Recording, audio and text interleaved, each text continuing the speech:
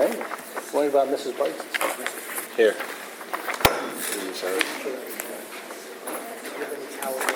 Yeah, there we go. Yeah.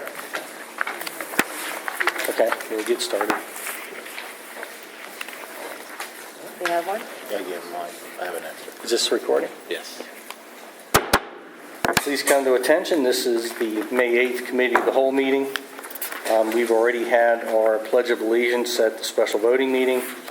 Mr. Martino, would you do a roll call, please? Yes, Mr. Wolf. Mr. Kurtz. Here. Mr. Martino here. Mr. Lucas O'Neill. Here. Mr. Potts. Here. Mr. Radke. Here. Mr. Scott. Here. Mr. Radowski. Here. Mr. Wolf. Here.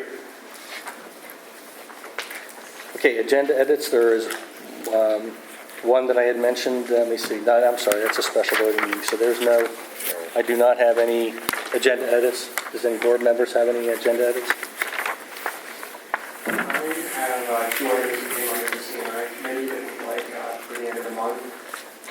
One item is some classes that would like to run next year under fewer than 10 students. And the request from the administration that the committee agrees with is that journalism, which has 9 students, will run next year, and AP Physics 2, which has between 8 and 9 students, or either 8 or 9 students will run next year. And there were a few other, I don't need to discuss it all now. I can wait. Those are the items. We'd like those on the voting meeting at the end of the month. Additionally, we recommended the purchase, or we approved in the committee, the AP Geography textbook and the middle school math and science textbooks for full approval by the board. Will you be covering these items in more detail in your Sure. CNI? We also, yeah. And then if you would send that information to Mrs. McNeely, so when she generates the voting. All right, I'll send the wording that we'd like.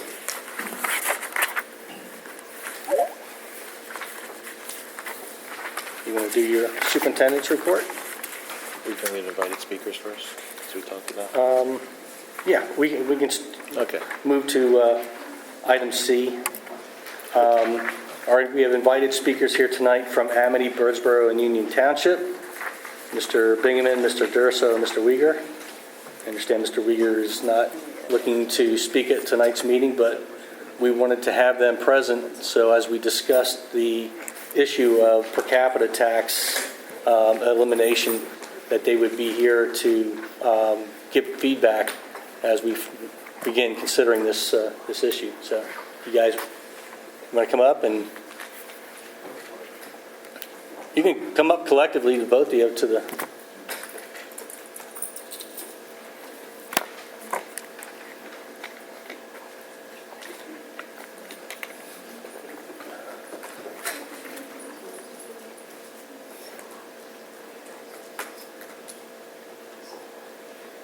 Mayor Durso, the borough manager in the borough of Birdsboro.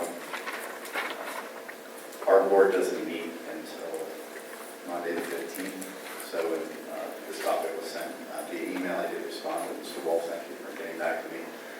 So I can't officially speak for the board until the 15th, when they officially tell me what to say or not to say. But some talking points that we do have from the borough is we know that if this tax is eliminated, it's a loss of $15,000 in revenue to the borough. That doesn't seem like a lot, but the per capita tax, if you break that out, that $15,000 is 15% of our current street project budget, which is already cut by 50%. See, when we do our budget and we come to the shortfall, the first thing that we cut out of the budget is streets. So that 15% is already subtracted from a line item that's already cut by 50%. So it does mean a lot. Or if you take per capita and say that it should go to a community organization, which a lot of times it does, we give the library $15,600 a year funding. I know the other municipalities give a certain percentage too. So if that tax is eliminated, in essence, that's taking out of that line item as well. So I'm just giving you 2 examples of line items that would be directly hit. I could pull any, but the first one that always goes is the road work. So we cut that budget by 50% already. If this would go through in the next year, it'd be another 15% cut on top of that, or someone other than community projects. So we obviously like the system the way it is. We know that it does require some work by your staffing. We totally understand that. The borough takes in the HUD funds that get distributed to not only the school district, the borough, and the county. We handle that portion of it and then send the checks out to the school district, the county, and the borough. Again, it's not as probably time-consuming as the per capita, I understand that, but it just shows that there is a lot of cooperation between the municipal entities in regards to doing some tax collection. So I think it works out. It's a fair tax. It's a straight-up head tax. If it gets rolled different ways, that could change that.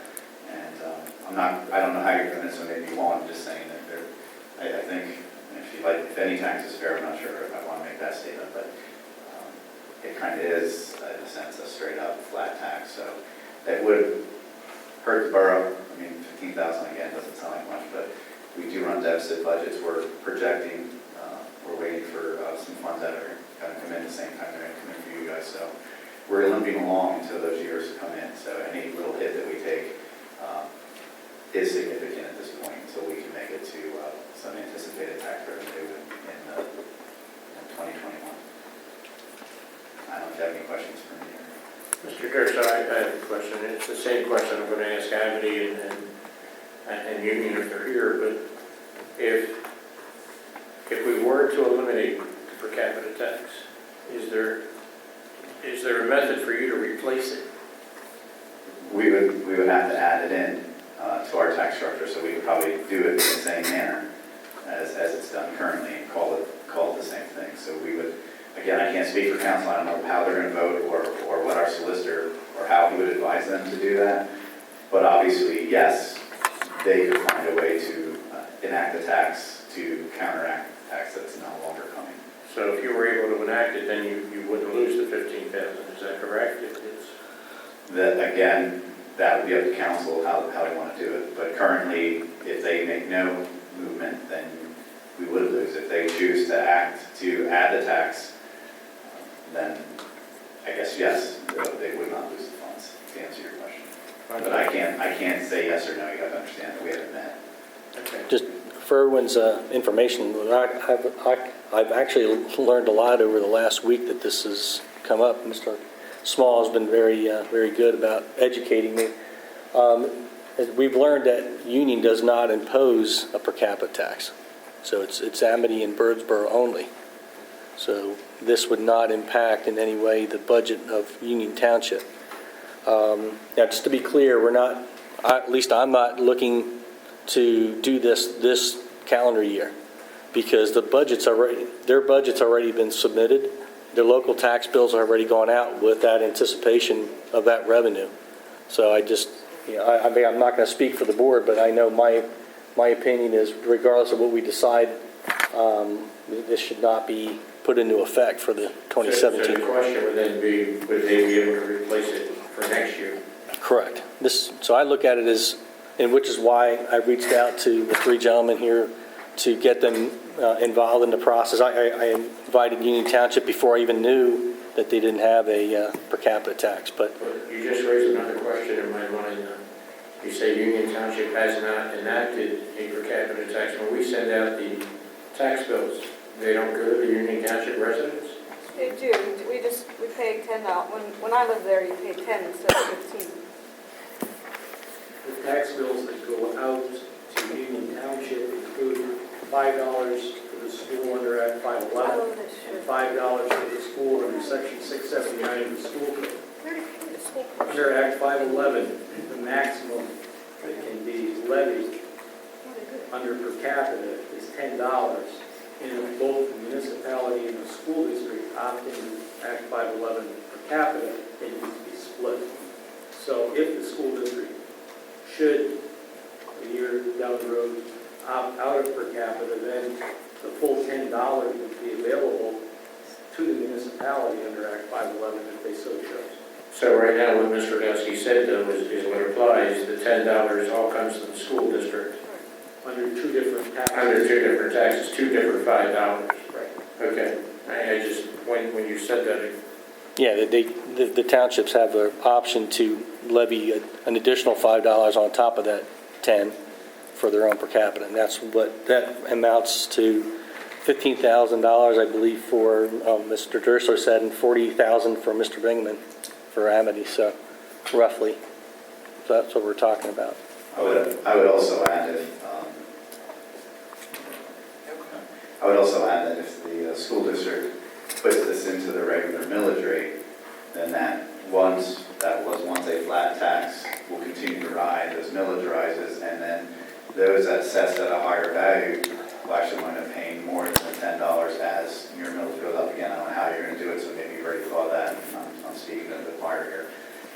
But if you would do it that way, and then municipalities then take this and enact it as a flat tax, now that tax on the residents of our municipalities and school districts has gone up.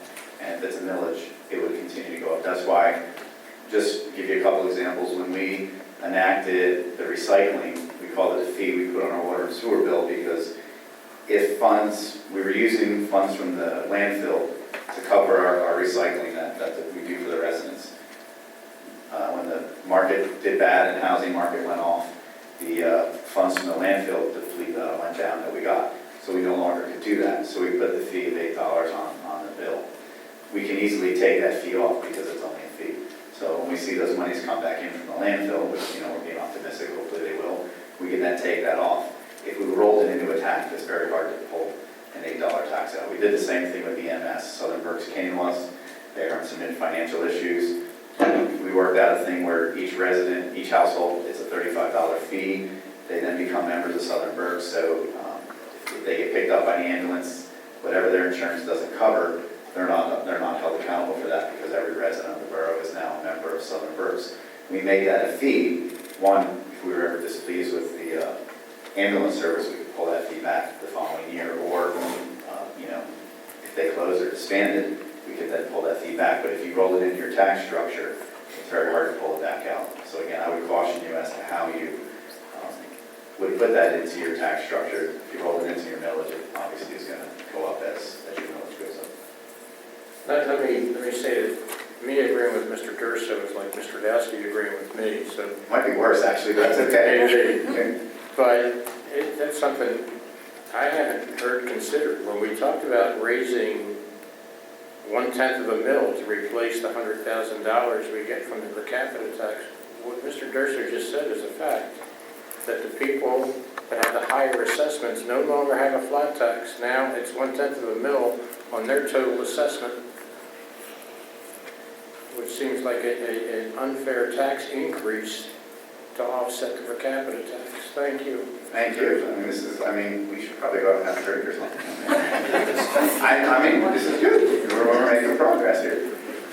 But again, I appreciate the time. I know Mr. Bingham. I don't. You actually asked the question that I came up here to ask, how you were going to replace it. So, and Yeah, yes, for us, it is a $40,000 hit to Amity's budget. Right, and we haven't even got into those discussions. I wanted to bring you on early in the discussion, so, it just got discussed in finance, decided to bring it to the full board. I thought that would be the appropriate time to engage you two. And actually, like I said, I learned a lot over the last week on how this all works. Because at the moment, from the cost standpoint, I know it was mentioned briefly, the cost of printing and mailing is billed to each one of you proportionate per population. What isn't calculated and passed along is the cost to the district as far as an employee cost to process that. So that is something that I've asked Mr. Small to see if we can quantify that as an option. If we decide to continue the arrangement as we are, that could be an option, that it would be those three costs passed along, make it a little bit more, it would alleviate some of the costs as far as doing the actual processing. These are all options. No decisions have been made.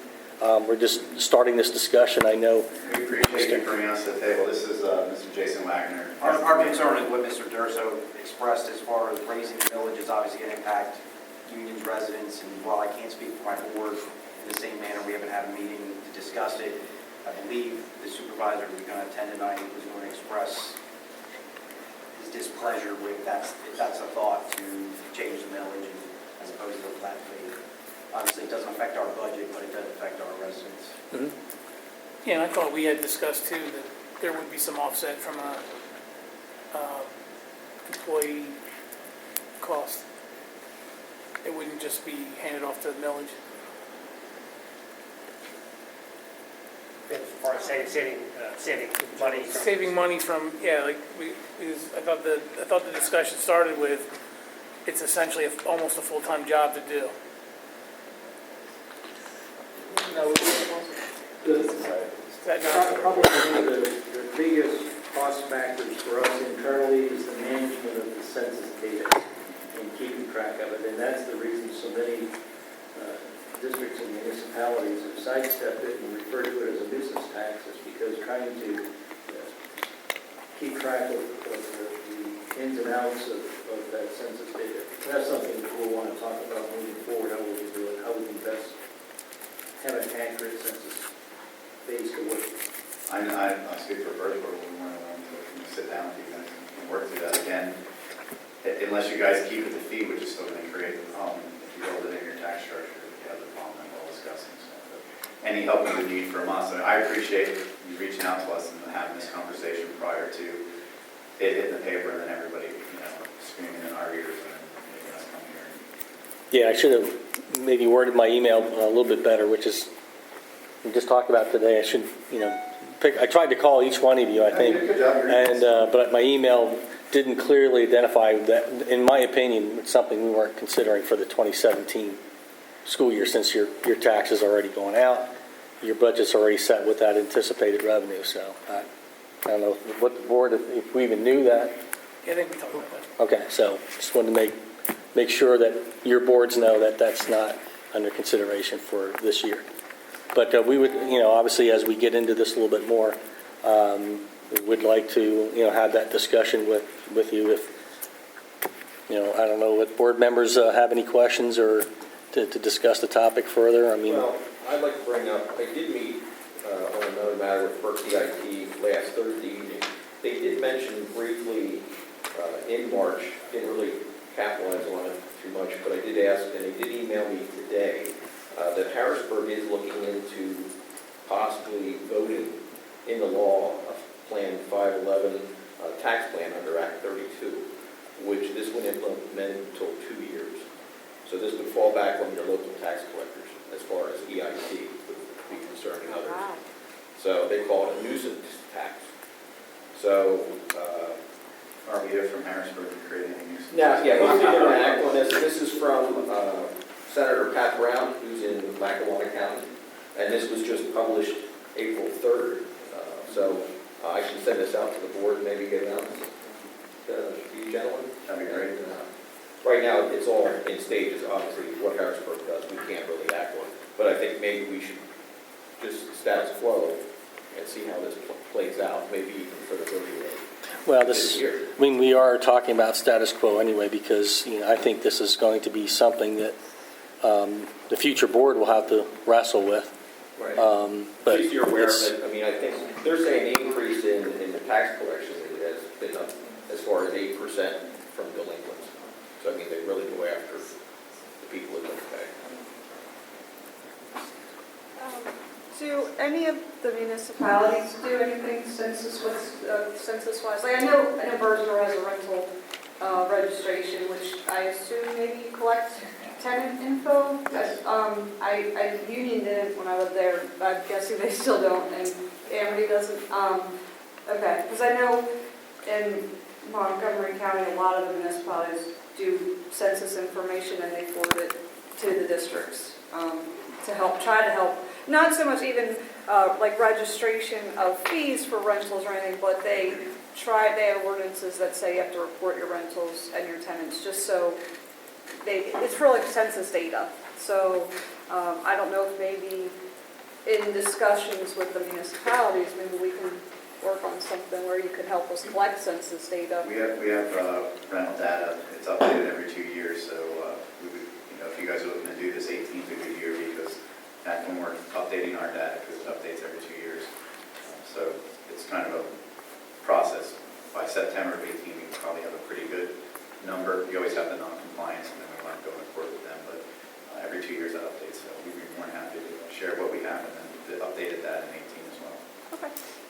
In the case of one local district, when they moved away from the per capita, the municipalities use earned income data from Berkeley, I think.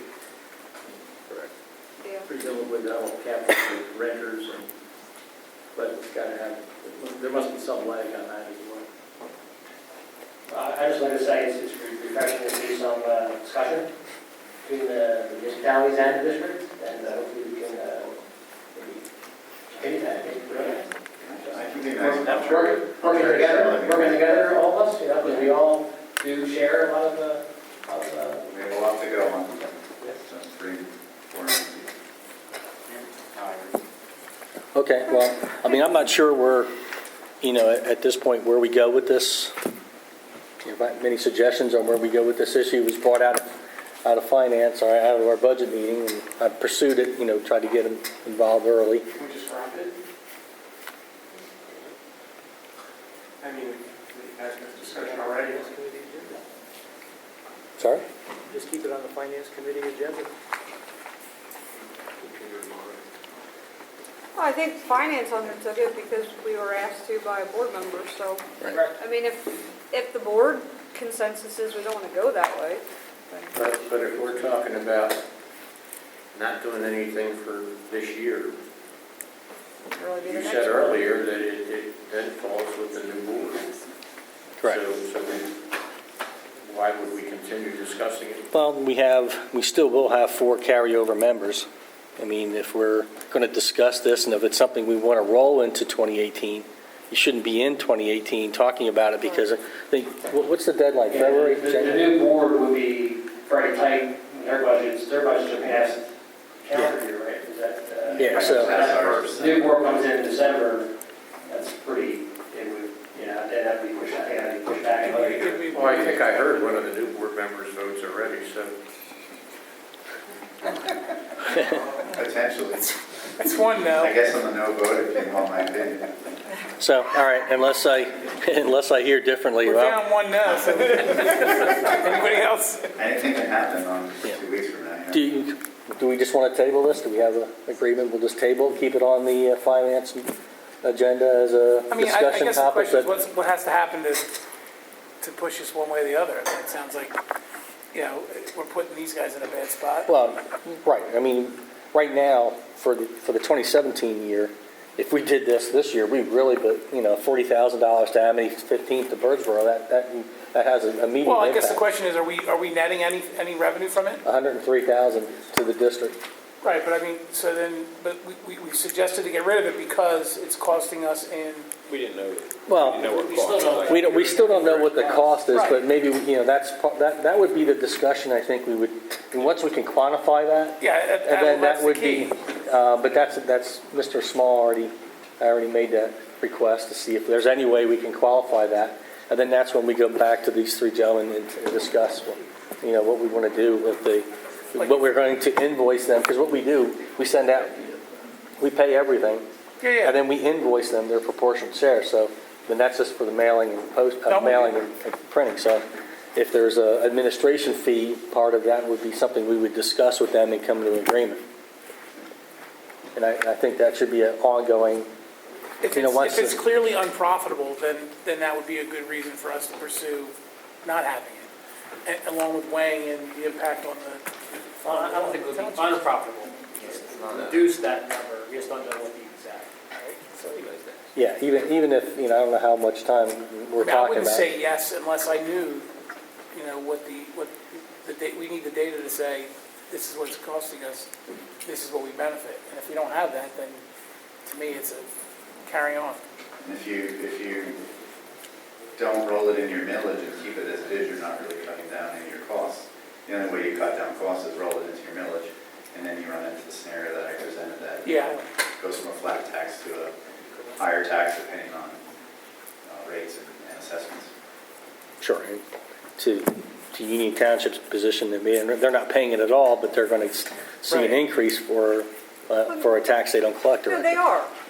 They're paying the school portion. Not their own $5 portion. They only pay the the $5.11 and what's the $6.79 portion? Just Amity and Birdsboro put an additional $5.11 on that. Right, but if Union doesn't implement their own, their people are still only paying the $10 that they're paying now. I mean, they are paying something, they're just paying it only to the school, not But if we eliminate the revenue, the additional $5 from Birdsboro and Amity, okay, then the board decides to up the millage by a fraction of a percent of a mill to account for that, then Union Township winds up paying a portion of that increase. Correct. True. Their real estate millage. That's why. Yeah. True, but they wouldn't owe the per capita, so they'd save $10 on the per capita, and their real estate tax would go up. Depending on assessment, it could be more. Correct. And I mean, and that's always a question of fees versus taxes, because on one hand, taxes, if you itemize, at least now, you can write real estate taxes off, you can't write off fees. So that's always a question to, All right, well, that's probably on the way anyway, so. how would we end the discussion by saying that we're going to table it for now, then as we come up with a little bit more information, we may re-engage you for that discussion as far as, if it's some kind of accounting fee, or if we even decide to do that. And most likely that'll be a decision that the new board will take up. I don't definitely go in front of my board, so I'll have more direction when you guys come to that decision.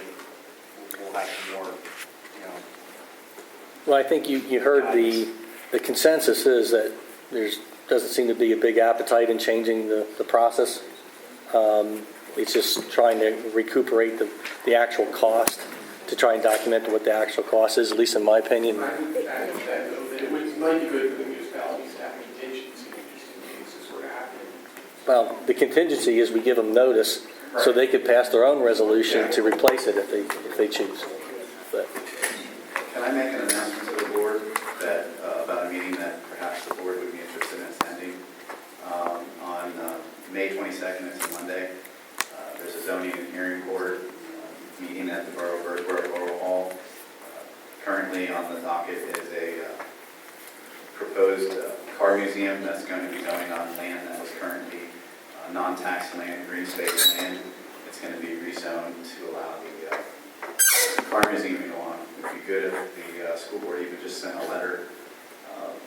I think you want to support it because you're now going to be getting, if this goes through, it would be land that's currently not taxed, turned into land that will be taxed and developed. And that's not in order or a KOZ, so that would be at completion of the project, which they're hoping would be maybe this time next year, we will take a tour of the facility. So if you can't go, it'd be good to have a letter of support. I don't know what it's going to be assessed at, but obviously something's better than nothing. So something to think about. Good question, Mr. Durso, on School Foggy, but so the museum, if they get tax exempt status, then would that apply to the roads? So that They're not applying for tax exempt status. But they could, though, at some point. Yes or no? I guess anybody could. I don't know the way they're filing it. I don't believe that they can. And knowing a developer, I don't believe that's the intent, but it's actually filed under business. I don't believe they're going to go to tax exempt route. They've not indicated that to us, and we have asked that question several times. So the VFW parcel you're talking about is currently non-tax? Correct. Okay. Because So they are tax exempt if I'm not. yeah, so that they would be, I think, purchasing a portion of that parcel, and then it would become taxable. So it's just on revenue. So if you want to, however you guys want to handle it, I want to make you aware of that. Well, That's our meeting, right? yeah, we have our meeting on the 22nd, so. If you want to draft a letter and send it over, I can submit it to the zoning and hearing board, whether you're in favor or against it. I'm not asking you to come out on a position side, but we can present it to them at that time, then it can be presented as evidence in the zoning and hearing board can weigh in on that. Mr. Dursley, while you're here, I'll take advantage of you standing in front of me. Some time ago, you had mentioned, throw out some figures for the taxable revenue over the next couple of years as Birdsboro Power comes online, can you get us that information? What we've done is we've taken the Onalani Right. unit, which is a higher, I think Birdsboro is at, They're a larger your max is 450, theirs is 580, but the size is comparable, but the tax assessment, if you saw it, Yeah, they're around 15. 15 what? I think their assessed what, around 15 million, I think. Yeah, they've what is it, like $400,000, they had 2 appeals. 250% So I it's- mean, we've thrown out guesstimates, we went in, there's been different numbers batted, we kind of went to the middle. If you want to go with the 15 million, I think that's a safe bet. We've gone a little higher, I don't know if that's always the wisest way when you're planning on future funds coming in, but Well, as you know, we were working on our budget workshop, and these future years are starting to creep into the not-so-distant future. So, we're trying to make assumptions, because the way our budget looks, on what we may have as far as anticipated revenue. So, any help or and it's hard because we didn't anticipate them coming in with such a high assessment on the grocery store. And when that assessment came in, honestly, we were very pleased because we thought it was going to come in considerably less.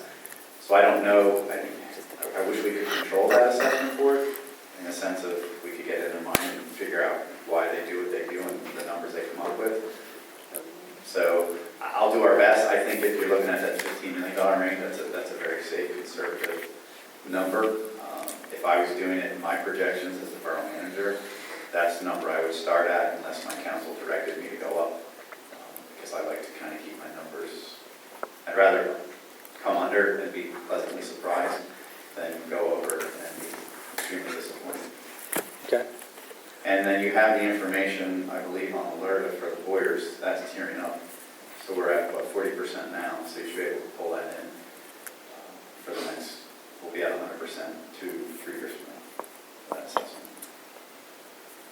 Okay. But wasn't that the one that we were having trouble getting the assessment data from the county on? Well, we knew. Boyers. Boyers. Didn't you say that they wouldn't give you the info, the info on that? Or was that? This was a year ago. They gave me what was available then, but they didn't give me anything since. Because that should be assessed at whatever it's going to be assessed at. Yeah, It just that said they number's pay a there. portion of it. Okay. All And I right. want to say 3 million, but I'm not 100% sure. And the thing that gets confusing is because it's an Alerta, because I had a call this year again, you always get this notice about it being exonerated. And you're like, why is this exonerated? And then I got a call and I no, the county has to exonerate that portion out because of the Alerta. So you're going to continually see that notice, and I always forget, and I get it every year. So that number's out there. I will do my best to track it down for you, Mr. Small. Well, Mary Ellen, our tax girl, last week asked them for that number, so she may have gotten it, I don't have it yet. Okay. And we could just guesstimate for a hour, and it'd be nice if the museum came in as much as a grocery store right now. But it's a large building, so. Okay, well, I want to thank you 3 gentlemen for coming out tonight and taking part in this, and look forward to future discussions. Thanks, Thank you, guys. Teacher appreciation. The work we've been talking about this was clearly much more complex than I ever gave it credit for, just being a per capita tax. I mean, there's a lot of moving pieces, and I'm glad we investigated it, so thank you.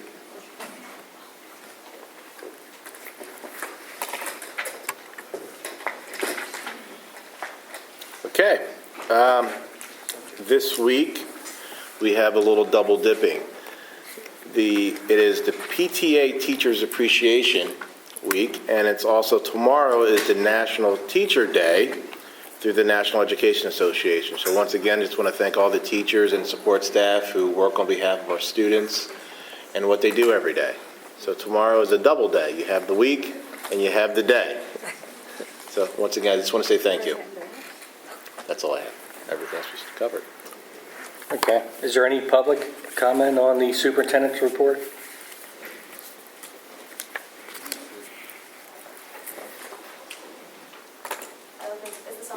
No. There you go. Okay, so my name's Zoe Sweet, and my comment is on 6B, and we acknowledge the students who participated in the TATSA State Conference. But I'd also like to make a note that on April 27th, 5 8th graders participated in the Danny Boone Optimism Oratorio Contest. These 8th graders were Brianna Squire, Chris Bell, Zoe Sweet, Madison Albright, and Veronica Helen Holland. Veronica actually placed first and advanced to the next level, which took place May 6th, which was this past Saturday. And Madison Albright got second place and was willing to take her place. Veronica could not go. The rest of the places, 3 to 5, are not known, but each one of these students did very well and gave it their all. And I want to make that known to those to recognize that. Thank you. Thank you for bringing it to our attention. Any other public comment? Seeing none, we'll move to finance. Any discussion on any of the items listed under 7 finance? Just as a quick note, L, the Fox Rothschild school retainer at $175 an hour, it increased $5. So it was $170, so it's a $5 increase. He didn't increase it last year. So just want to, in honesty, I want to throw that out. Sorry? The retainer portion is unchanged. The retainer portion's unchanged. It's just the $175 an hour increased by $5. Mr. Wolf, item J is a company to be determined. Have we determined that yet? Mr. Hurley is currently discussing with a couple companies. He's out of town.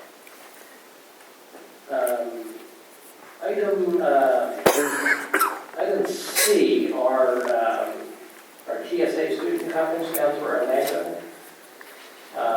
So I just, what kind of got me looking at this was, we're sending down 3 students to this event. And I was trying to jog my memory, so I actually went back to the past few years. So, and first, to be clear, I think we should continue to support our TSA students going to these annual events. But I think it's one of these programs that's kind of morphed from what we're spending on it. Because for this year, we're sending out 3 students, but we're looks like, in the past, we covered, originally, like 3 years ago, we only covered food and registration. That was only to, I believe, DC.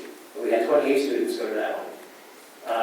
And then I think what happened was the year after that, it was down to, let's see if I can find it here. We sent 7 students. And then I think what we did was we took the number from the year before as our cap, so $5,200. Because it was less students, we were able to spread that money out more and to include lodging. And then I think that number's kind of stayed. So now we're including transportation. I think it's kind of the scope of what we're supporting students has kind of been expanding, which is, I guess, okay. But then what if next year, now we have 20 students go, and we'll back this year and go, oh, well, we paid for transportation, so now we just need to spend $10,000 because of where they're going. So I think we're just I just want to make sure that the board knows exactly what we're spending the money on, and if we want to continue that path or not. So it's kind of started in one area and it keeps changing. So.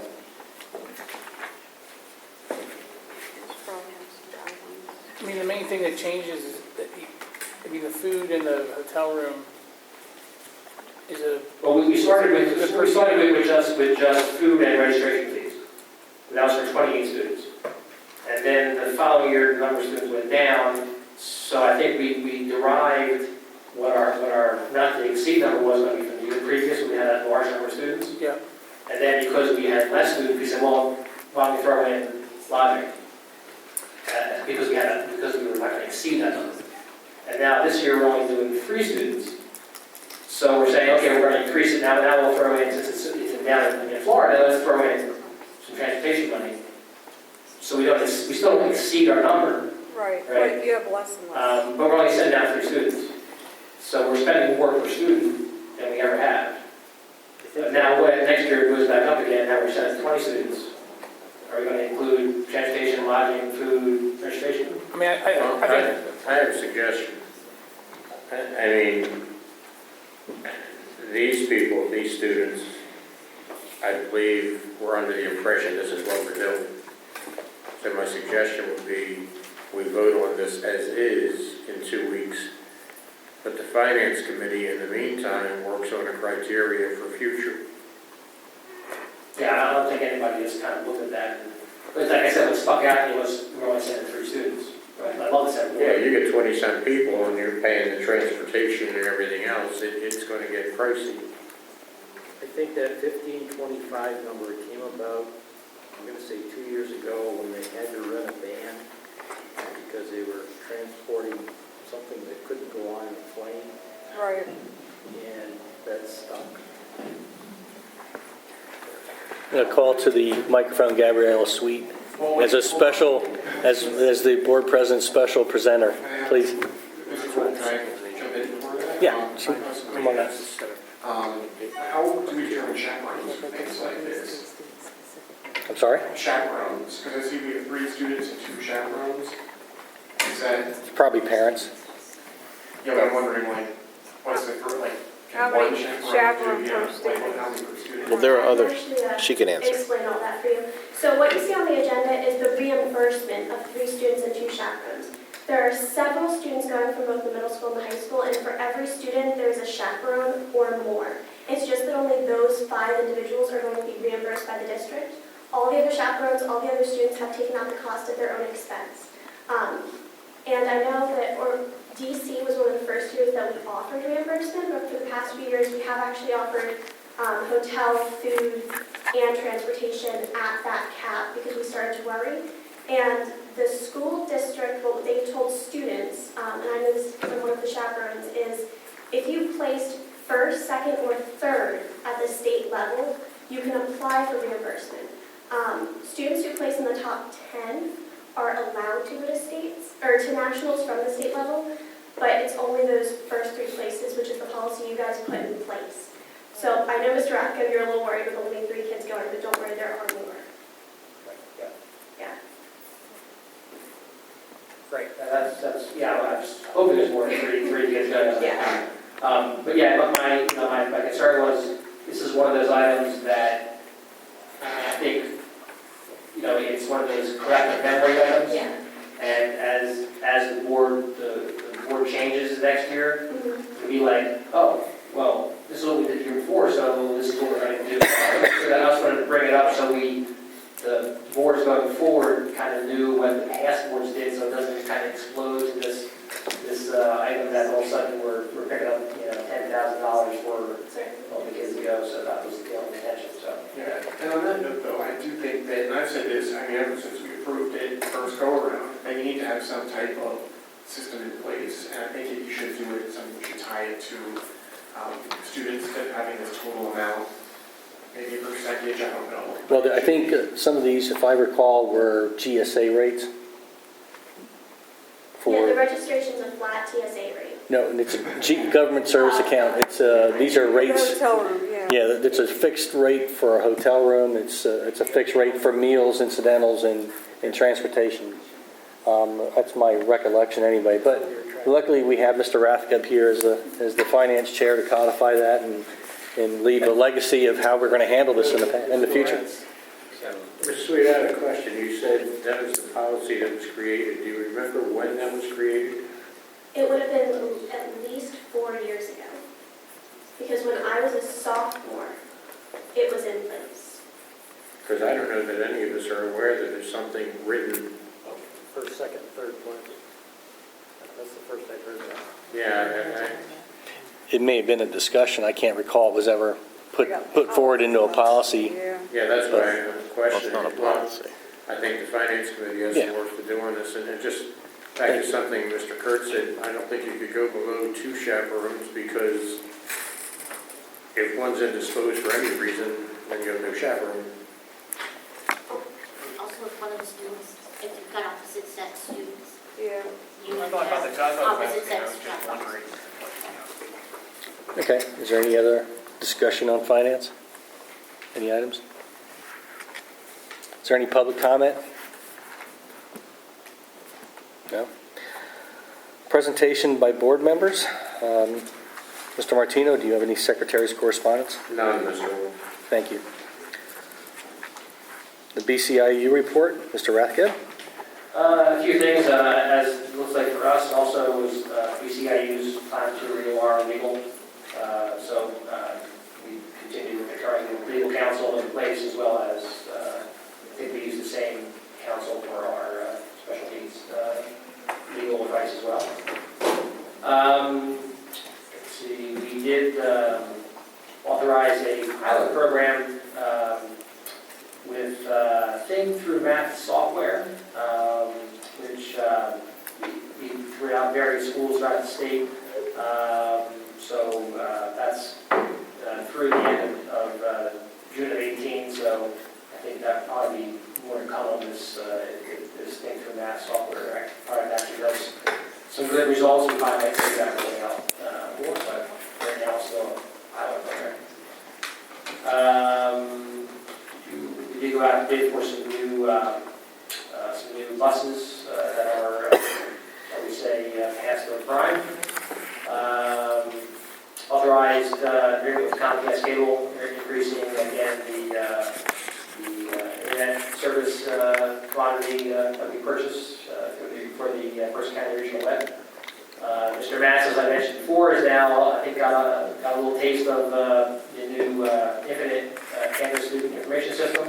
So I'm sure we'll be hearing more from Mr. Matz on that down the road. Let's see, what else do we get? I think that was really about it. Yeah. Any questions for Mr. Rathgeb? Birch Career and Technology Board Report, Mr. Dasky. We did not attend the April meeting as we had the finance committee meeting here at that time. And I was just going through my email. I don't see that I got a report from orally, but I will try to see if I can get that and forward it out to you. So, but yeah, we had the finance committee here, so neither you or I went. Yeah. Okay, we already did the student government report. Mr. Martino, legislative report. A very quick one tonight. The state finances seem to be worsening, and there hasn't been a sense of urgency. The legislature was recessed for a while. They supposedly resumed today to work on the budget that they now have less than 2 months to finalize. So I have no idea what they're going to do in regard to the money that we would hope to get from them. On a different note, Mr. Miller had talked to me about having celebrity guest readers at Amity Elementary, and so far, State Senator Rafferty, State Representative Maloney, and State Representative Gillen have all volunteered to be guest readers. So Not just guest readers, celebrities. Celebrity guest readers, yes. They're all state legislators. There must be a message in there about ego or something. I don't know, but. That was Mr. Miller's term. And the last thing I have is just a reminder for everyone that the primary election is next Tuesday, May 16th. And we ask that you vote regardless of who you're voting for. Thank you, Mr. Martino. Are there any other reports? Okay, any public comment? Seeing none, we have some personnel changes. Any discussion?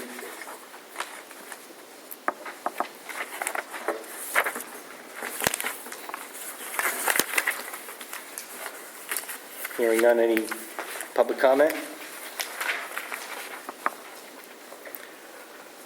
Under programs, we have two proud parents that will be signing their son's diploma. Any questions? Any public comment? I think temporary should be lowercase there, because it's a temporary school board president, which is an office, it's not a school board president, temporary. Thank I've you. noticed that for a few years now, this is the first time I'm voicing it, so. Show amazing strength. Thank you.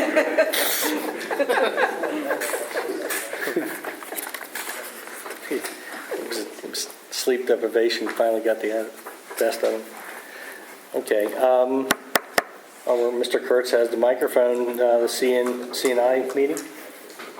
Thank you, Mr. Wolf. We discussed a few items tonight, the first of which was standards-based report cards. We received a presentation from Mrs. Kiesel. She's going to forward that presentation out to the board. We reviewed and approved an advanced placement geography textbook and middle school math and science textbooks. Those will come on the voting meeting agenda. Mr. Rackett had a question answered, regarding the aides staffing in our buildings. And finally, we opened and closed a discussion on class rank, just went through some pros and cons by our system and versus other systems, and we're not going to recommend any changes there. And finally, we had one faculty member in attendance, but we did not have any participation in the faculty roundtable. That will be continuing at future meetings, and we're going to get that email sent out to the faculty reminding them that they are entitled to come, or they're invited to come rather to the CNI meetings.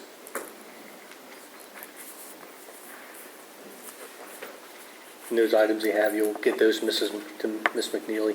They should already be, they're actually in Mrs. Haynes' inbox. I didn't include Mrs. McNeely, so I will forward those to Mrs. McNeely.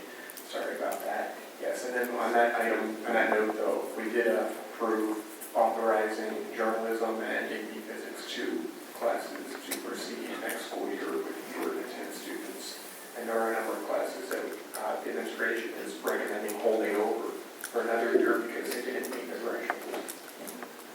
I believe those are AP Music Theory, Intro to Music, and SAT Prep. Are there any others? That's fine. That's it. I'm sorry, when you say holding over for another year, you mean? I'll let Mr. next. So they had enrollment. I met with the department chair, especially in music. There were two courses, AP Music Theory and it was intro, one of the intro to music. But they did not have, I want to, off the top of my head, 7 and 4 students. So a meeting with her, Mrs. Bennett, we discussed and had a conversation about perhaps holding it one more year would allow enough where we get over to 10 or much closer to the 10. Those particular courses really were in the mid-range. So she was comfortable with it. And had she asked me to recommend it to you, I would have recommended it to you. She felt like we could push out another year. Okay. And how far under were the journalism and AP Physics? Journalism is 9 and AP Physics, I believe, is 8. Right. The conversation we had about AP Physics 2 is that there are 3 AP Physics courses. AP Physics 1 is always your highest volume, and it's algebra-based. AP Physics 2 is calculus-based. The drop-off is substantial to the calculus, for obvious reasons, it's much harder. But all of high schools really offer those 2 physics for AP Physics. AP Physics C, I know it's oddly 1, 2, and C, but is based in electromagnetism and more electrical engineering piece. And so some years that falls below, some years it doesn't. But right now we're okay. Thank you. Thank you, Mr. Kurtz. Any public comment on curriculum instruction? Moving to the extracurricular committee. Mr. Rathke? Yes, Mr. Wolf. So a few things to finalize on that, but I thought I'd bring to the full board probably the biggest item that we had discussed in the committee that seemed to have some traction was our current fee system that we charge for clubs and sporting activities.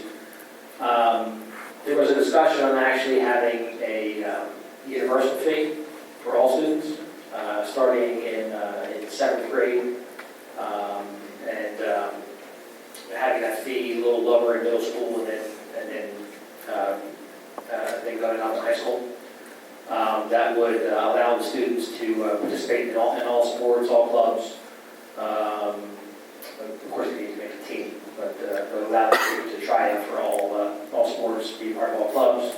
There's even discussion about having that possibly then the student would get free admission to all sporting events as part of that fee.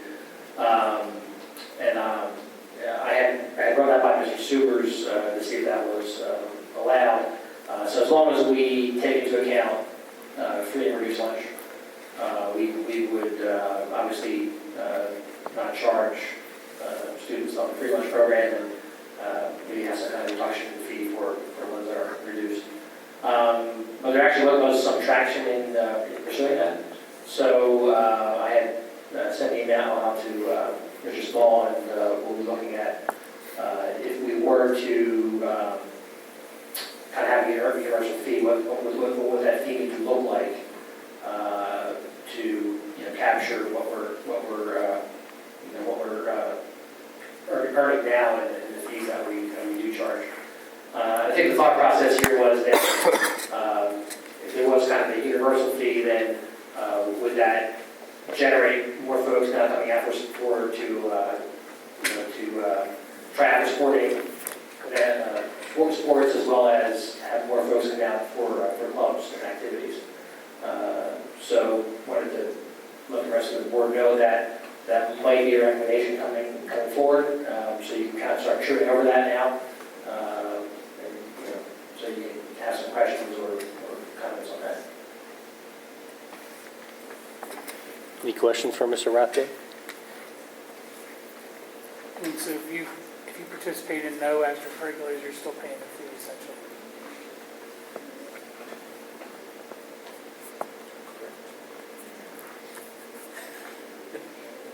And it'd be a one-time, so if I participate in 10, I'm only paying one fee. Well, that is, so right now, yes, that's the same as it is now. And so you pay $50 right now, you get access to all our clubs, right? So if you pay $0 now, you would not pay a fee. So in this instance, if you were a kid that had no interest at all in any activities, clubs whatsoever, your family would still need to pay a fee. So that is definitely the downside. Something like that, right?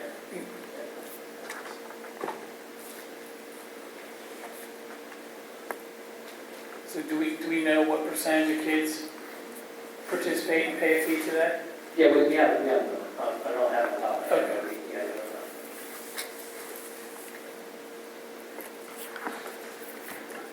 So make sure your kids are, if you do it, make sure your kids are active.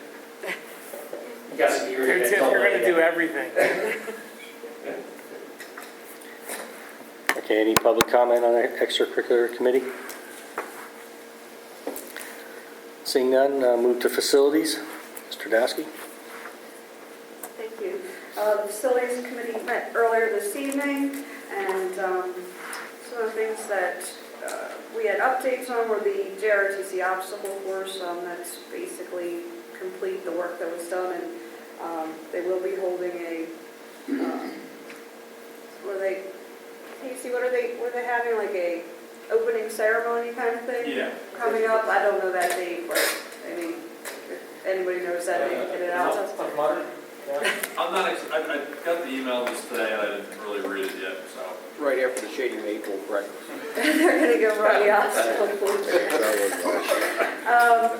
The summer projects, the gym tours are scheduled for, I guess the week after school closes, June 2nd and 13th, and then the annex on the 19th. And the roof at the high school, the bathroom upgrades, and the sidewalks will also be starting the week of June 12th.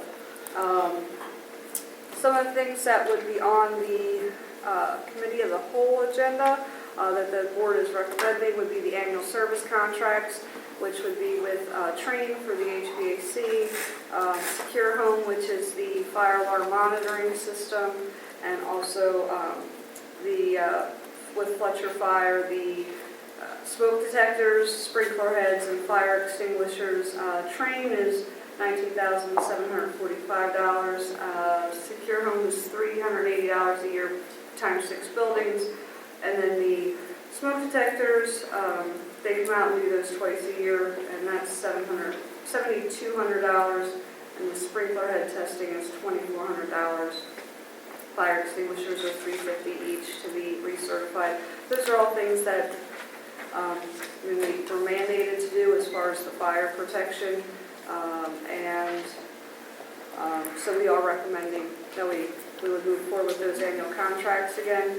They have changed. I don't remember who we used prior to the last few years, but I know when Casey came, he did get some pricing for these companies, and it was less. So it's not like we haven't looked at other vendors as well. These are cheaper vendors. And then the last item we really talked about was the card access system. And we've talked about this on and off for a year. And I think the facilities committee, as well as I think the whole board, has kind of undertaken security as one of the priorities of the district. And so we have gotten, he has gotten a proposal for access cards at the buildings, which would replace some of the keys that are out there. And so the facilities committee is recommending we undertake this. The total investment for the doors is $101,800. We did also recommend alarming 30 of those doors, so that if they're propped open or stay open, an alarm would sound. And that's an additional $13,502. We're going to, I don't know, Casey, do you have an email that you could forward out to the board? Or okay, maybe, if you can just send it to me, I can send it out, but we can get it out. It is not all the doors. It's 5 doors at Birdsboro, 5 doors, and the main entrance, inner vestibule door at Monocacy, 6 doors in the main entrance, inner vestibule door at Amity, 4 doors at the administration, the high school doors, looks like high school doors 1, the garage, kitchen, storage, so maybe 10 doors at the high school and 7 doors at the middle school. I think it's really just for us, we think it makes sense if you're going to do it to do all the schools at once, not piecemeal them out. But you could take it over a period of time. But how do you decide, which school should be first and which school should be second, and that kind of thing. So we're recommending all of that, and we feel it's important. We all know over the years, I think we've heard stories of keys either getting in the hands of people they shouldn't be, or maybe not getting returned, or not knowing who has what keys, and this would just make that a lot easier. So that you'll be seeing. And also the high school rekeying, a few months back we did authorize up to $45,000 for rekeying of a lot of the interior doors for safety and security, because they can't lock down a lot of the doors if there was an emergency. Casey did come to us tonight and report that with the rekeying to replace the cores that are needed to be replaced, he's probably looking at about $20,000, so it will come in under what we estimated. However, there are doors that they actually can't, some of the doors have panic bars, and the outside of the door has a key, so you can lock or unlock it, but once it's unlocked from outside, you can't lock it from inside. So I don't know if you've seen, some panic bars have a key lock and some don't. So some of the doors, they would need to replace the panic bars on, and he thinks that that's going to be about $7,000 to replace some of those panic bars. And then there are doors that are 30 years old that are called total doors. That was the manufacturer, and they can't lock at all from inside. And those doors are I believe the LGI rooms, the gym, the weight room, and the wrestling room, and then a couple other classroom doors. He thinks, he's getting quotes on those, but he thinks that he should be able to replace some of those sets of doors, the ones that are necessary, and still keep it under that 45,000 or around there. But he's going to come back with a firm number for that for the voting meeting, but I wanted to make you aware. So that originally 45,000, he thinks we can still do it for around that, but it would just, since we actually approved it for just doing the cores and some of it will be for door replacement, we would be bringing that back for a vote for the whole board. We did ask him to talk to Mr. McKnight and feel which doors he felt were, absolutely imperative that need to be able to lock from the inside in a lockdown situation. So that's kind of where we're at with those. So if anybody has questions, comments. A quick question about the alarms. Yes. Would that alarm just sound there, or would that actually go to the office so they know there's a door that's... No, and I asked that question too, like if it would send out a text or a... something, yeah. But it won't, like that gets even into more expense because you have to program all that. This would just be an audible door alarm, so... Yeah, I understand, but what would the cost be to at least... It was this story, outside the building, that, okay, but maybe that's one of those things, you hear a car alarm, Right. and nobody... Well, or somebody leaves it open and leaves, and Yeah. right. So, I mean, I don't know, Casey. Do you think that's something they could give us a proposal on somewhat easily, or do they? I mean, I'll talk to them. Okay. I mean, I just know it gets a little involved when you start getting into that side of it, because some of these are pretty involved just to put the sounder on them, based on the technology we have to use to communicate to the door. So I have to leave it, I have to defer back to them, to be honest with you. This day and age of wireless technology, that could be something, right? Yeah, I thought you said that. I'm sure they have it, it's just a matter if it's cost effective or not, that's all. I thought that was more of a software thing because you said they had to get power source to the doors and the Wi-Fi connection at those doors anyway? Right, for the sounder alarm, the way it communicates, if it's wired to a network, it communicates a whole lot easier than the Wi-Fi. They can do more if you can get an actual physical wire to the locking mechanism. Well, talk to Max, he's got wires all over the place, right?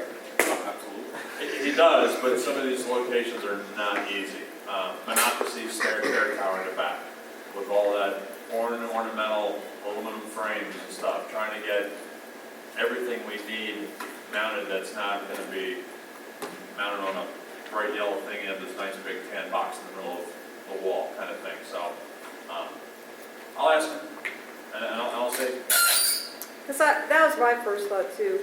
It makes sense, like if an email went to We're spending money to Mr. get them McKnight alarm. or the head of security, right? So that somebody knows that there's a door open on their property. And it's also going to be a thought process change for your staff at your buildings too. They're going to have to just understand that if they hear an alarm going off, they're going to need to notify someone, kind of thing. So hopefully it doesn't happen that the door's left open, but. The good news is that the doors aren't wired in serial like the clocks. Ouch, shut across the valve. And we are under the understanding that the clocks are now working, but for now. I have a quick question for Mr. Miller. In Mr. Kerr's board update that he sends out, I keep reading about the AEC wall and the corridor dividers. Has that ever been formally requested to the facilities committee? Yes, we went through that last year. And it is on our radar. We have a lot of stuff that we're concentrating on, and we're trying to concentrate on. It's the item right above the marble fountain statue of Mr. Miller that he wants to put in the lobby. Right behind that. Mr. Miller keeps trying to go around finance and plead to the rest Well, of no, we just keep reading about it in the board update. I figured, I just wondered if it was ever formally Now, requested. Casey did investigate the gates that we were talking about, and it's not feasible, I don't want to speak for you, but it's not feasible to do that with a remote in an emergency situation. has to be manually put up or down. But as far as the office wall goes, that's something that's been what, Year and a half. year and a half? But is the committee aware that you have most of the materials? They are there, yeah. The only thing that's there is the door frame and a couple pieces of drywall. We've used the parts for other repairs throughout the school district. So, unfortunately, the supplies have. Capitalized. Yes. Repurposed. Okay. Any other questions for Mr. Dasky? Is there any public comment on facilities? Seeing none, we'll move to Finance Committee. Budget workshop, Mr. Rathke. Anything, it's nothing really to jump out. The budget workshop was in place in the last finance committee. Go ahead.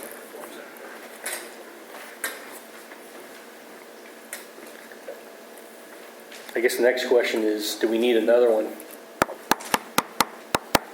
before we get to our final budget at the towards the end of June? We'll certainly have a finance committee meeting in June, first week of June, under our normal first Thursday. I'm sure we can tidy up. I'm sure we'll put the bond piece in there that, we'll have a discussion on that, but it sounds like tonight that most of that money will probably be earmarked for facilities. I did also ask Mr. Small to add back into the 5-year budget piece. And Mrs. Bites is not here, but I know her comment was that money seemed to be available for us, so no tax increases were needed. But I want to just put back in there the line, revenues versus expenses. We're at it. Yes, we do have a fund balance, but we're in the negative. We have more expenses than we do revenue. So I just thought I'd put that line back in there so that the board can see that what the difference is between our revenue versus our expenses. Are we? I know we had manually added the that line of revenue stream for the properties that we were talking about with Birdsboro for the. I think now that we did that, got that feedback, got on one, I think that kind of makes a little bit of sense to add that number in there. That's probably maybe it's a worst case, but I think that's a more realistic number. Yeah, Especially it's 900. It's not 900,000. Yeah. 400 now. Yeah. And it's a smaller capacity facility. So. Yeah, but I think that would be a good number for example. So what we've done in the past, rather than having another budget workshop, I mean, you just invite all the board members to attend. Yeah, the finance committee meeting. I just posed a question. All right, any public comment on finance? Personnel Committee, Mr. Kurtz. Thank you, Mr. Wolf. We did not meet. We didn't have enough on the agenda to warrant a meeting. And that being said, it looks like we'll be winding up operations soon unless any board member has anything they'd like the personnel committee to look at. If so, you can say it now or email me later. And if not, you can forever hold your peace. So there is one item though that we will be moving forward, and that's the recommendation on the Administrator Act 93. That was Act 93, the salary caps for our administrators.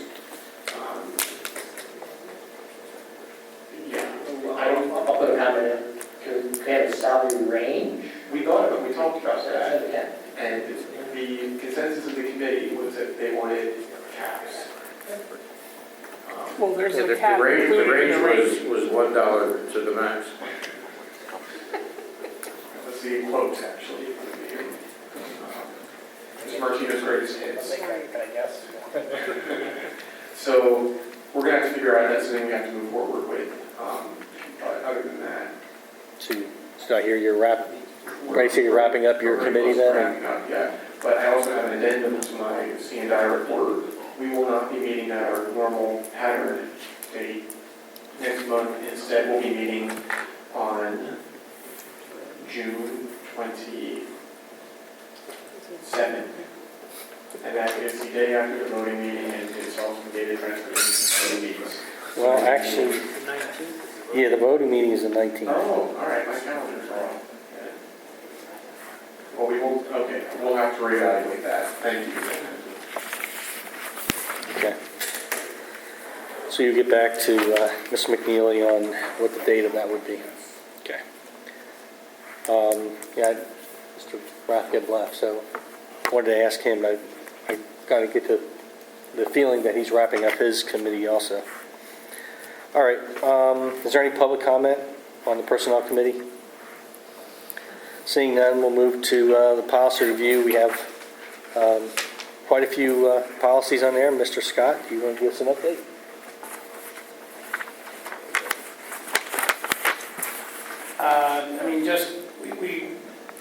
The last couple of meetings, we've been really focused on the special education policies. Worked tirelessly with Shelley and company. But once we sort of got past that, we hit a bunch of policies that were given to us from PASBA that were deemed priorities from the state. You can see by the categories that, why that would be.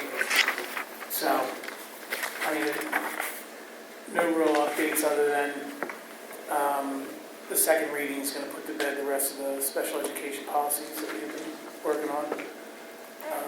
Our next meeting is just before the committee of the voting meeting next month.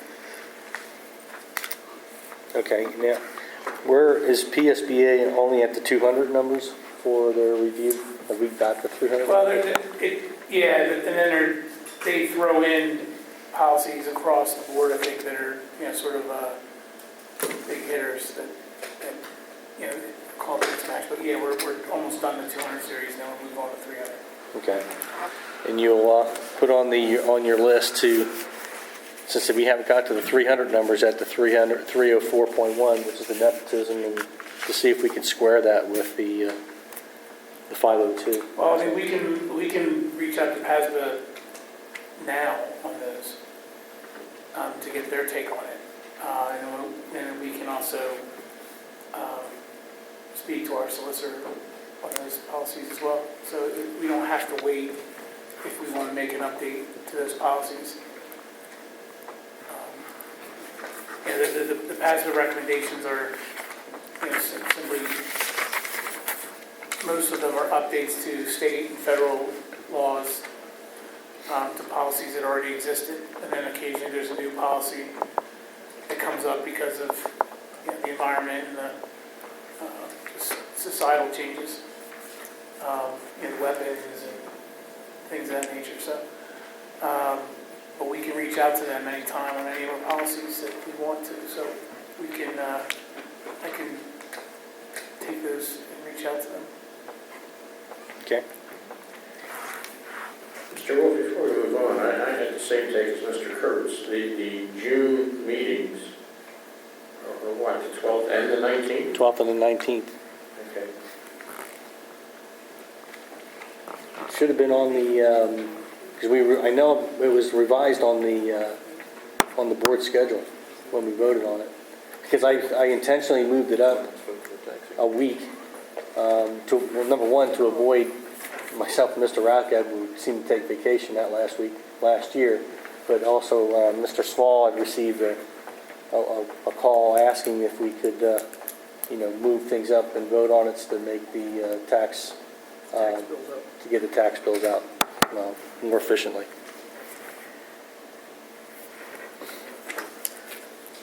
Any public comment for policy? Seeing none, transportation, Mr. Okosanil. We met on April 26th, and the only item on the agenda was to finalize the terms of the TransFinder agreement that we voted on at the special voting meeting today. So that was it. Okay. And your next meeting is on the 24th? Yes. Okay. Any discussion, questions from Mr. Ocasio? Any public comment for transportation? Seeing none, under old business, we approved the minutes. New business, we have both, actually three of them, Mr. Rathgeb, Mr. Dowski, and Mr. Martino. Their terms expire actually next month, so we have to decide amongst the remaining board members if that's a position you want to take on, or and I don't want to speak for anybody, but there were volunteers to stay in their positions until the new board is seated, so we have all those options at our disposal. Now, under new business 19B, the superintendent scholarship, Mr. Martinez. This has been discussed back and forth.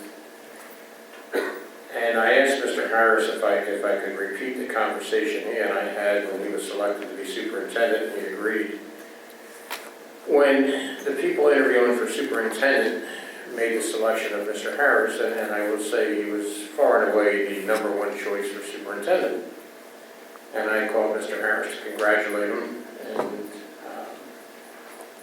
then asked him, or I mentioned to him that someone would be in touch with him, probably our solicitor, to discuss salary. And Mr. Harris said, well, I thought the job was $150,000. And I said, well, it was arranged to $150,000. And in discussion, he suggested that, then how about $140,000 and a $10,000 scholarship to benefit students? And I took that back to the table, and none of us had ever heard of that concept before, but we seemed to think it was a very noble idea. And that was eventually approved. My thought is this: had we paid Mr. Harris $150,000, that would have been continued annually, without question, plus any raise he got. And the reason the $10,000 wasn't built into his contract was because had it been built into his contract, then he would have had to pay taxes on $10,000 that he never received. So it was a $140,000 salary and a $10,000 scholarship. My understanding at the time was that would be ad infinitum. And I don't see any reason for that to change, because this is not the Jim Harris Scholarship, it's the Superintendent Scholarship or the Daniel Boone School District Scholarship.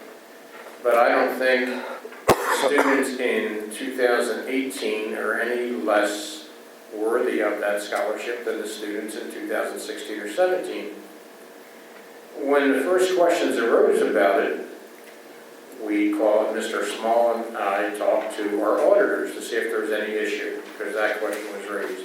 And the auditors had no issue, but they said to contact, I believe it was the Auditor General, Mr. Small. So one day we had a phone call. I happened to be in Mr. Small's office when the Auditor General called him back. And the Auditor General's take was that as long as there is a written criteria to make sure that money's not just given out to a favorite student, as long as there was a written criteria established, then it was a legal idea. So I guess that's my feeling, is that since this was established at a $140,000 salary and a $10,000 scholarship, I think it should be made permanent.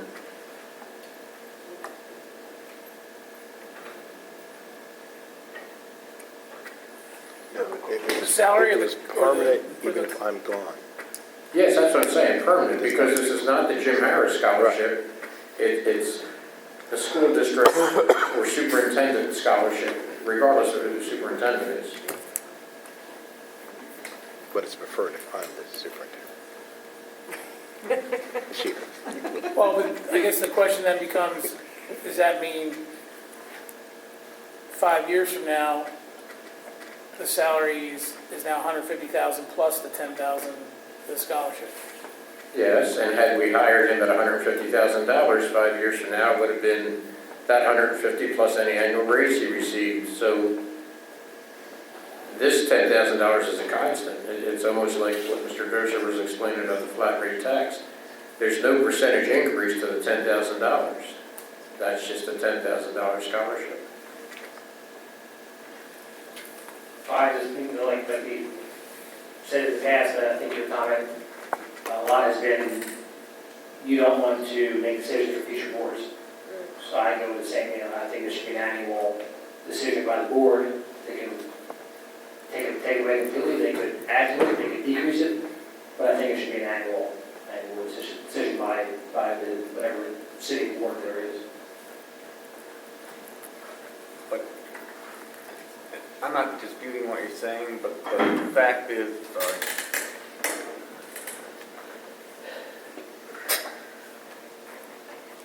The fact is that it doesn't matter what we decide, the future board is going to do it or undo it if they want to anyway, right? So I mean, I'm not disagreeing with you, I'm simply saying it's not very hard for our future board to override any decision that we make. Well, I agree with that, but also I'd say that there's levels of, involvement necessary to override a previous work precedent, or whatever you want to call it. And if it's just kind of how we've been doing it, it's a lower threshold, I'd say, than if, we decided to make it permanent, because then it would require them to make it unpermanent. Whereas now it's just an affirmative act to continue each year. It's not taking away something, instead it's granting something, or it would be taking away. I kind of like the idea that, the negotiations with the superintendent, like maybe the next superintendent will want to take $100,000 and will want to donate $50,000 to the scholarship. I don't know. Like really though, that could be a useful tool in negotiations. That's just a thought. I don't really have strong feelings on the proposal either way. Yeah, I look at it, when the board decided that we were not going to have these auto renewing contracts, and we're going to review it on the schedule and approve it each year. And to Mr. Oakerson O'Neill is correct. I mean, we could decide anything we want, but most of us won't be here next year. So I'd say I might prefer to renew it every year and authorize it, because once you have something in place like this, then I think it's the argument is why take it away? Well, then it becomes a cut. Yeah, then it becomes a cut, but why take it away? Because the juniors are looking at this and saying, wow, this is something I can aspire to. It's not me. So mine's off, so it's somebody else. It's something I can aspire to do, and the sophomores and the freshmen are going to be looking at it as well, because this is, so I would say this is. Since we're talking about it, I wonder what the utility is of the $10,000, $1,000 scholarships, and it's great. I mean, you're spreading out, I guess, the wealth, if you will, more students can receive something. But would the effect not be greater if it were a more substantial? Because, and maybe it's different for private colleges versus public colleges, but $1,000 doesn't really put much of a dent in tuition, whereas something like $5,000, I mean, that could be half a semester, or $10,000 a month. Right.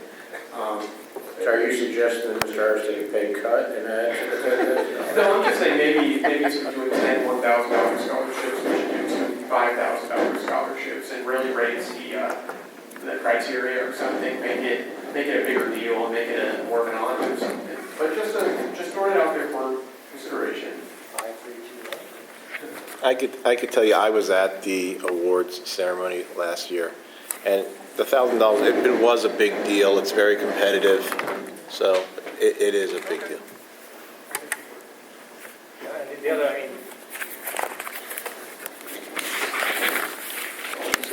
if you've been to some of these presentations, a lot of the same students get a lot of the same.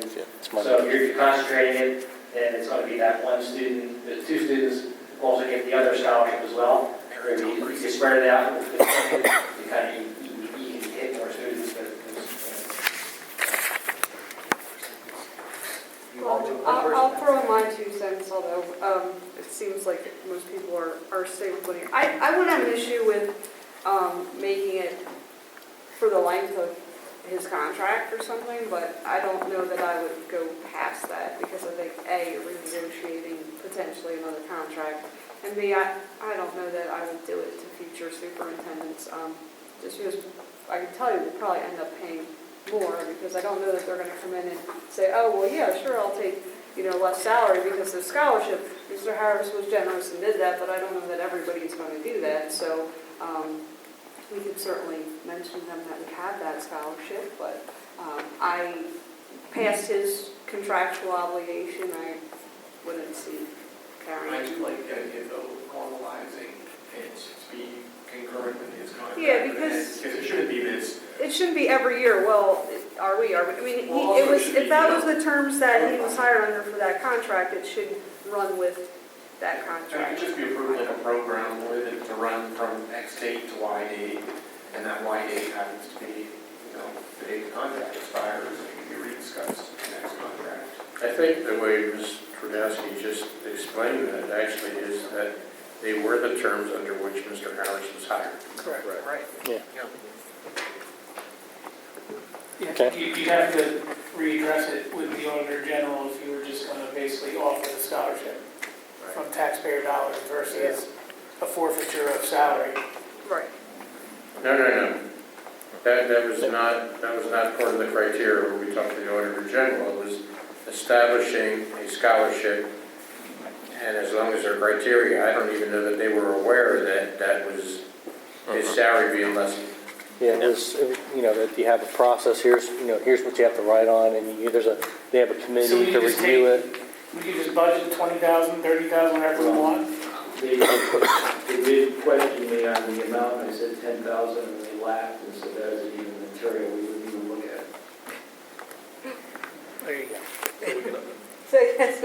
What's Level of materiality? Probably 130,000. Right. Okay, so if for the voting meeting, if we put an item on the voting meeting to make this effective through the balance of Mr. Harris's contract, we're all good with that? Yes. Kathy, can you make sure that we have that? Okay. Outstanding. Okay. Is there any public comment?